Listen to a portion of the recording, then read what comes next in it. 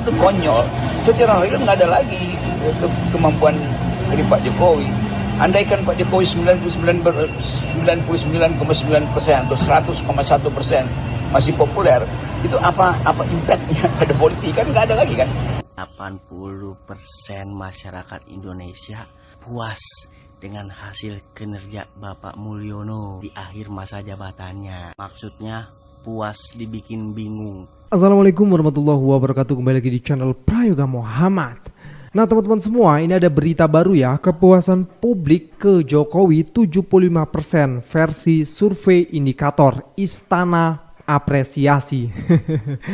Ini siapa sih yang membuat survei ya? Kok tinggi betul gitu loh. Bahkan ada yang ngomong sampai 80% juga. Tapi kenyataannya kalau emang 75-80%, kenapa banyak sekali orang yang mencaci maki gitu loh. Bahkan bukan hanya Pak Jokowi saja, bahkan sampai keluarganya pun tidak lepas dari cacian itu. Contoh simpelnya kita lihat saja di akun X ya, banyak sekali bahkan trending topik tuh. Hashtag seret Jokowi ke penjara. Kan ini sangat luar biasa. Coba ya kita cek dulu ya. Nah teman-teman semua, nih kita lihat ya di sini ya, seret Jokowi ke penjara nih ada 14,2 ribu postingan, dan postingannya di sini sungguh sangat luar biasa semua teman-teman semua ya. Kita coba melihat nih ya. Nih dari Bejo, negeri kaya raya dengan SDA tapi rakyatnya diperas dengan berbagai pajak. Intinya ini soal sumber daya alam ya, yang dimana pemerintah juga gagal untuk mengelola sehingga rakyat sendiri tidak bisa mendapatkan kesejahteraan dari sumber daya alamnya sendiri gitu loh. Terus juga ada yang bahas soal ijazah. Begitupun soal Gibran ya, yang dipermasalahkan juga ini mengenai apakah Gibran akan dilantik atau tidak gitu. Tempo bahkan menuliskan status Gibran sebagai wakil presiden terpilih ditentukan 10 Oktober tuh, nggak lama lagi guys. Dan masih banyak lain ya. Ini juga ada nih dari Maria A. 16 hari lagi Mulyono dan keluarga dikuliti koran Hong Kong. Lalu, nah Dokter Tifa juga begitulah sering sekali ya mengomentari soal keluarga Bapak Mulyono dan lain sebagainya. Pokoknya kalian lihat sendiri di akun X ya, banyak sekali. Begitupun di TikTok, Instagram dan lain sebagainya. Lalu tolak ukur kebenarannya itu di mana gitu loh. Kalau misalnya lembaga survei mengatakan bahwasanya kepuasan rakyat kepada Bapak Jokowi itu 75% sampai 80%. Oke teman-teman semua, di sini banyak video ya mengenai Pak Jokowi dan juga Bung Rocky Gerung pun berkomentar. Kita lihat ya, dan kalian harus menonton sampai habis. Ini dia videonya. Giliran sudah mau kehilangan kuasa, di setiap tempat kau minta maaf. Pasang muka melas. Selama ini tuli dengan keluhan rakyat. Giliran PHK besar-besaran, kau menghilang. Giliran Laskar FPI dibantai, kau belagak pilon. Giliran kasus Kanjuruhan, boro-boro ngomong. Giliran kasus Rempang kau gak peduli. Giliran SMK cuma dongeng. Giliran 11 triliun di kantong, boro-boro ada kata minta maaf. Anak kecil juga bisa kalau minta maaf. Ingat, pantun pasti berbalas. Kau tanam angin, badai yang akan kau tuai. Padahal menurutnya yang lengkap itu guru bangsa khusus Sekte Mulyono. Gue mau gah khusus buat kalian aja yang katanya 58% kayak 80 ke 86 kayak. Yang jelas bukan gue gak terima guru yang ijazahnya gak jelas. Gue gak bilang asli atau palsu loh ya, gue bilang gak jelas. Oh iya, satu lagi, ini balihonya masuk pencemaran lingkungan gak nih? Survei terbaru, 80% masyarakat Indonesia puas dengan hasil kinerja Bapak Mulyono di akhir masa jabatannya. Maksudnya puas dibikin bingung. Lu lihat aja tuh, Jokowi sebut per jadi biang kerok harga beras mahal. Makanya para petani jangan suka impor beras ya, jangan suka impor beras. Nih kalau ada pemuja-pemujanya nih, Muldongo nih, pasti yang disalahin petani. Yang punya wewenang untuk impor itu pemerintah. Siapa pemerintahnya? Pemerintah tertinggi Mulyono. Jadinya 80% puas dengan kinerjanya, puas dibikin bingung. Dia yang impor, dia yang kaget. Ya, kalau beras impor tuh jadinya harga beras makin mahal. Dia yang kedebak-kedubuk pemindahan ibu kota, dia sendiri yang bilang pindah rumah aja susah, apalagi memindahkan ibu kota negara. Terus ada lagi nih, ya, dia yang mau tinggal di IKN, dia sendiri yang bilang emang udah siap ininya, emang udah siap itunya, emang udah siap tete bengeknya. Kan lu sendiri yang bilang, IKN udah berapa puluh persen tuh. Yang akhirnya lu revisi jadi 15% pas acara 17 Agustus. Gimana coba? Bayangin tuh, ya kan? Di Jokowi gini kira-kira kita jadi bertanya apa ya maksudnya sampai detik-detik terakhir dia menjabat dia kemudian masih muncul survei semacam ini. Iya, tapi apa pentingnya mensurvei popularitas atau likabilitas Presiden Jokowi yang dalam 10 hari dia berhenti kan. Jadi tentu curiosity, keingintahuan publik itu tidak lagi diperlukan. Atau secara natural, sebetulnya natural, Jokowi akan lenyap kekuasaannya. Buat apa disurvei hari ini? Jadi sebetulnya orang akhirnya mencurigai bahwa survei yang masih menunjukkan popularitas atau likabilitas Jokowi itu masih tinggi 65, 70 atau bahkan 80%. Itu artinya secara psikologi orang menganggap bahwa Pak Jokowi cemas dengan elektabilitasnya atau dengan popularitasnya, lalu menyogok atau menyewa lembaga survei. Dan lembaga survei akhirnya menunjukkan bahwa bahkan di ujung kedudukan lemdak presiden dia masih kuat pengaruhnya. Buat apa itu diperlihatkan? Ya tentu buat memanipulasi poin kritis dari para pengamat politik atau pikiran oposisi, kan hanya itu fungsinya kan. Jadi untuk balancing bahwa Jokowi masih punya grip pada politik, masih punya genggaman pada politik, ditunjukkan dengan dukungan publik pada beliau. Itu konyol. Secara real nggak ada lagi kemampuan dari Pak Jokowi.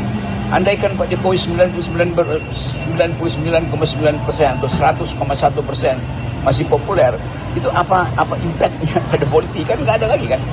Jadi sebetulnya kita mau lihat bagaimana upaya istana untuk menyogok lagi lembaga-lembaga survei supaya rasa rendah diri atau rasa insecure dari keluarga Jokowi itu bisa diselamatkan.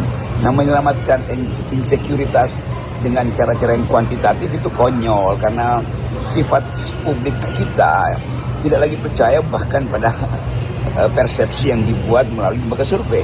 Jadi persepsi negatif pada Jokowi udah berlangsung terus.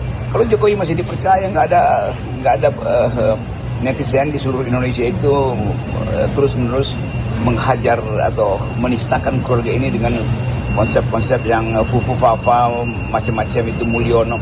Jadi kita mesti tahu juga bahwa permainan isu itu betul-betul canggih, tetapi sebetulnya itu juga menunjukkan kemelaratan isu yang sedang dihadapi oleh Pak Jokowi. Bu Rocky Gerung mengatakan ya, apa impact dari survei 80%, 70 bahkan 100 plus 1 pun gitu loh, survei kepuasan rakyat kepada Pak Jokowi. Terus impactnya apa untuk rakyat gitu? Karena yang rakyat butuhkan itu hanyalah kesejahteraan, keamanan, ya kan, keadilan dari mulai hukum, kesetaraan dan lain sebagainya. Bukan survei-survei kayak gitu loh, nggak penting lagi ya kan? Kita lanjut lagi karena masih banyak nih ya komentar dari netizen dan juga pengamat politik mengenai Bapak Mulyono, Bapak Joko Widodo. Kita lihat videonya. Pak Jokowi itu kalau dia mau melangkah ke sana dan ada halangannya itu adalah konstitusi yang diubah, Pak. Aturannya yang diubah. Itu namanya legalisme otokratik kita sebut. Dia ada KPK menghalangi pembangunan, dia ubah undang-undang KPK-nya. Dia ini ternyata banyak sekali aturan yang menghambat di daerah. Bikinlah Omnibus Law, jadi sentralisasi. Akibatnya apa? Dengan legalisme otokratik yang dihancurkan oleh Pak Jokowi adalah demokrasi. Apa ciri demokrasi? Secara sederhana, checks and balances. Tadi di anggaran APBNP dihilangkan. Fungsi DPR menjadi hilang dalam hal pengawasan. Dalam 10 tahun terakhir ini, semuanya sudah rusak dari apa yang kita perjuangkan di era reformasi. Saya tidak tahu lagi bagaimana cara memperbaiki keadaan ini yang sudah moral dan etika sudah rusak seperti ini, demokrasi sudah rusak, hukum sudah dijual belikan. Itu realisasi. Sehingga kalau tanya Mbak Desmanita, apa ya terjadi di mana-mana? Kemarin 2 hari lalu, Ikrar Nukasung Sabakti juga berceramah di Jogja. Apa isinya? Kerusakan yang terjadi selama 10 tahun terakhir ini tidak mungkin bisa diperbaiki dalam 5 periode kepemerintahan. Ada. Di berita-berita ada. Rias Rasid di berita ada. Saudara, memang udah parah ini. Oleh sebab itu mari kita sadari bersama. Bukan dendam kepada seseorang. Tapi ini cintai negara ini dengan sepenuh hati. Karena kita cinta kepada negara ini. Saya, keluarga saya cinta kepada negara. Keluarga Pak Sukiti, Pak ini. Bisa jadi profesor, bisa anaknya sekolah di Amerika, dia sekolah di Amerika. Karena apa? Karena Indonesia ini kaya raya. Indonesia ini kalau merdeka orangnya sudah maju. Oleh sebab itu jangan dikorupsi-korupsi. Korupsi-korupsi itu melanggar hak. Melanggar hak rakyat seluruhnya. Moral akhlak itu harus diperbaiki semuanya. Mana yang kemarin pernah bilang ekonomi Indonesia akan meroket? Hah? Sini, gua kasih paham. Indonesia mencatatkan deflasi terburuk selama 5 tahun terakhir. Ini akan berdampak mengerikan bagi perekonomian negara dan bisa menyebabkan PHK yang besar-besaran. Terus dengan entengnya BI himbau masyarakat tetap berbelanja untuk mendorong perekonomian Indonesia. Di PHK, nggak punya penghasilan, harus tetap berbelanja. Dari mana duitnya? Dari mana duitnya? Tapi ada yang lebih kocak tau. Katanya Jokowi berhasil menurunkan kemiskinan ekstrim di Indonesia. Kita benar-benar dipaksa sehat di negara yang sakit. Indonesia mengalami deflasi 5 bulan berturut-turut. Definisi deflasi secara sederhana ya penurunan harga. Namun, kalau penurunan harga terjadi karena daya beli masyarakat yang turun, itu bukan hal bagus. Dengan adanya deflasi 5 bulan berturut-turut ini, Bank BI pun menyarankan masyarakat agar banyak belanja. Cuman, dari mana duitnya? jadi gini, 9,48 juta warga kelas menengah kita itu turun kelas ke rentan atau miskin. Badai PHK itu masih terjadi sampai sekarang. Dari Januari sampai September itu udah ada 53.000 korban PHK. Dan jangan lupa, persentase pengangguran kita itu tertinggi se-ASEAN. Itu semua berpengaruh gitu ke turunnya daya beli masyarakat. Itu kayak rantai setan yang tiada ujungnya aja gitu. Kayak harga barang turun, terus akibatnya pengusaha merugi, terus akibatnya rugi PHK massal. Akibat PHK massal, pengangguran meningkat. Akibat pengangguran meningkat gitu ya, transaksi menurun. Jadinya roda ekonomi kita gak jalan. Terus ekonomi kita lemah. Menurut kalian gimana? Coba komen dong di bawah. Indonesia minta masyarakat banyak belanja demi jaga pertumbuhan ekonomi. Masalahnya, belanja duitnya dari siapa? Lu mau ngasih duit masyarakat buat belanja is fine. Jangankan buat belanja, buat jangankan buat belanja, buat ngecukupi kebutuhan sehari-hari aja nih ya, listrik, ya kayak gitu-gitu tuh, bensin, yang pokok-pokok tuh nggak bisa belanja lagi. Terusnya yang lu suruh untuk belanja itu para penjabat, jangan suka belanja di luar negeri, seperti 400.000 tuh. Yang lu suruh begitu penjabat, jangan masyarakat. Masyarakat itu apalagi masyarakat kelas menengah nih ya, kesian banget nih, bansos nggak dapet, pajak kudu bayar, tuh kesian banget dah. Jadi yang harus lu wanti-wanti itu para penjabat. Jangan korupsi, terus hasil korupsinya ditaruh di luar negeri. Tuh, seharusnya kayak gitu. Jadi perputaran rupiah kita nggak jalan di dalam negara. Itu sebabnya. Gak usah pakai ngacurin masyarakat mulu. Hei, masyarakat jangankan buat belanja, nabung aja nggak bisa. Yang harus lu wanti-wanti itu penjabat. Para koruptor tuh, korupsi 200 triliun, duitnya ditaruh di bank luar negeri, ya kan? Dihukum 5.000 rupiah. Jadi perputaran rupiahnya di dalam negeri nggak jalan, karena duitnya dioper semua keluar, gitu. Kalau rupiahnya udah habis dalam negeri mau ngapain? Mau nyetak lagi, nyetak duit. Lama-lama inflasi, lama-lama nggak laku tuh rupiah. Ya ilah, yang beginian aja harus tukang ojek sih yang ngajarin.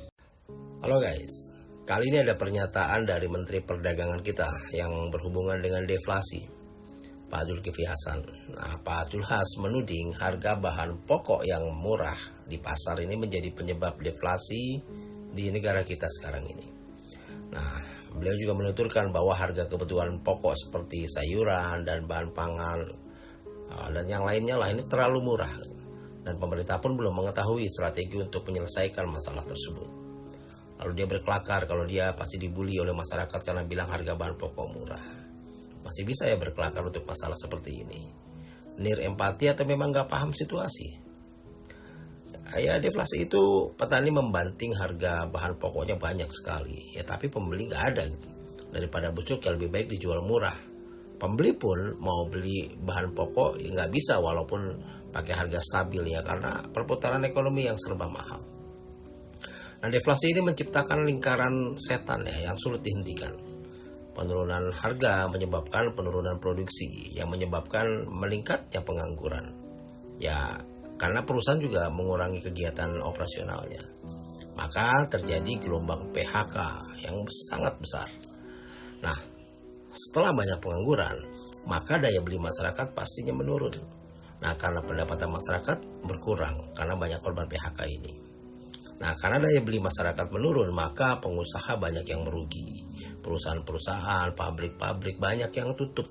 Dan setelah itu kembali lagi berputar di lingkaran setan. Ekonomi lesu, kemiskinan meningkat, masalah sosial pun semakin meningkat. Nah parahnya lagi ya, ini bahkan ada menteri yang bilang bahwa deflasi ini wujud keberhasilan pemerintah mengendalikan harga. Aduh, inilah ya salah satu alasan kenapa ya integritas benar-benar langka di negara ini. Yang asal bunyi seperti ini selalu mendapatkan jabatan. Nah, kita nggak ngerti harus meminta akuntabilitas kemana gitu. Harusnya kan ini tugas DPR ya. Ya tapi kita tahu sendirilah bagaimana mereka. Salam. Gimana teman-teman semua setelah melihat fakta-fakta yang telah kita tonton barusan? Apakah benar survei mengatakan kepuasan rakyat kepada Mulyono 80%? Sekian dari Gabriel Muhammad. Wassalamualaikum warahmatullahi wabarakatuh.